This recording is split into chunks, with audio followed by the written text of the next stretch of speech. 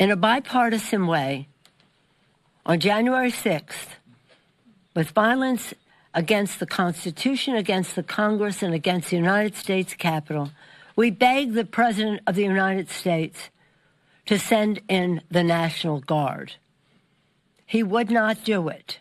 Don't miss the point, you all.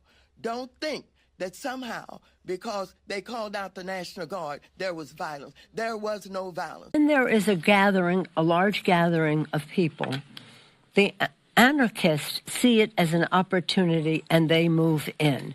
So always have to be careful whether you see a burned car or a broken window or whatever it is.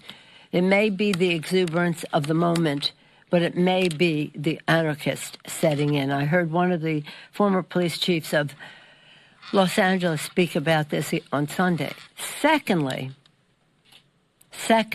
and you know this to be true, and I haven't seen it really reflected so much in the press, in a bipartisan way, on January 6th, with violence against the Constitution, against the Congress, and against the United States Capitol, we begged the President of the United States to send in the National Guard.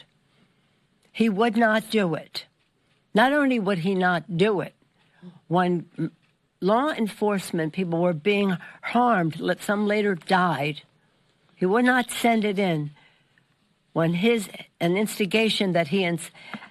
insurrection that he incited was causing damage to those assigned to protect the Capitol and the Constitution that day, to accept the results of the Electoral College. That day, he didn't do it. He forgave those people. Now his people want to raise money for them, and yet, in a contra-constitutional way, he has sent the National Guard into California. Something is very wrong with this picture. Inconsistent in his actions, contrary to his own statement that he couldn't, of a year ago, that he couldn't send anyone in without the governor's consent, any place, and in violation of the Constitution. Thank you again, Mr. Gomez, for bringing us together. And even those who were out of step with what we are advocating, peaceful protest, did not create any violence. Nobody was shot. Nobody was killed. Get it in your head. And so when martial law is called, what are you going to say? I missed the point. Don't miss the point, you all.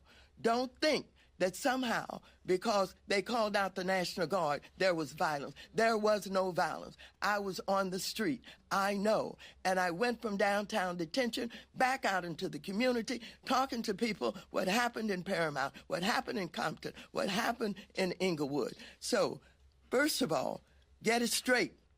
And don't just rely on what you're being told or the few incidents that you saw. The popular vote, do you worry that the American people want, border enforcement and are not with you on this issue?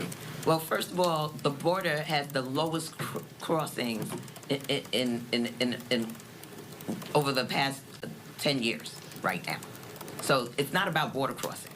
What we're talking about are core constitutional values, due process. And this president has violated that. And so, notwithstanding winning an election, I don't believe that any person of goodwill would see what is taking place across this nation and not be concerned about the way that this is being conducted, the violation of human rights, the lack of due process.